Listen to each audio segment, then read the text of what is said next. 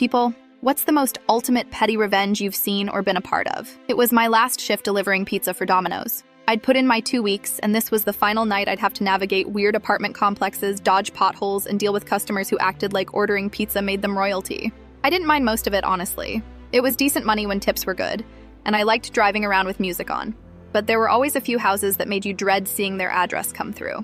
There was one in particular, middle of a cul-de-sac, yellow house with a sagging porch and a driveway full of half-dead cars. Every driver at the store hated it. They were known for being rude, never tipping, and always giving attitude. I'd delivered there maybe 4 times before. Each time they acted like I was interrupting them. The first time I called to ask what the house looked like because the address didn't have a visible number and it was dark out. They snapped, "I gave you the address, didn't I?"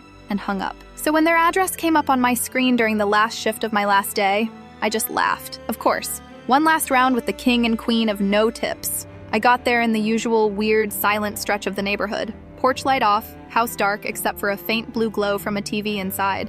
I knocked. Took a full minute before someone opened the door. Same middle-aged guy as always. Frown already locked in place. He took the pizza, handed me a check, and went to close the door. I looked at the check. It was short by a penny. Not $1, not even a quarter. 1 cent. The total was something like $18.67, and he'd written it out for $18.66. I knocked again before the door could click. He opened it just far enough for me to speak. "This check's a penny short." He stared at me like I'd spoken in another language. "Are you serious?" I said, holding the pizza box close to my chest. "Store policy. Gotta have the full amount." He just stood there, trying to decide if I was bluffing. I wasn't. I had nowhere else to be. My car was still warm, the shift was ending soon, and I was fully prepared to stand on that porch until morning if that's what it took. Finally, with a grunt, he turned and disappeared into the house. I heard drawers opening and closing. He took his time. I think he thought I'd give up. I didn't. I just stood there, shifting the pizza box from one hand to the other, watching my breath curl in the cold air. I could see movement inside, him talking to someone,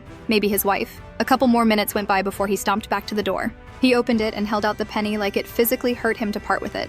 I smiled and handed over the pizza. He snatched it, muttered something under his breath, and turned away. That's when I flicked the penny.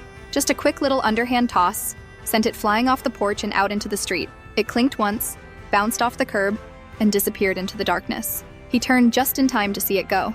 We locked eyes for a second. I didn't say anything. Didn't need to. I turned and walked back to my car, got in, and drove off, still smiling. There was nothing he could say. He got his pizza, I got my penny, and I got the last word without saying a single thing. Best part of the whole night,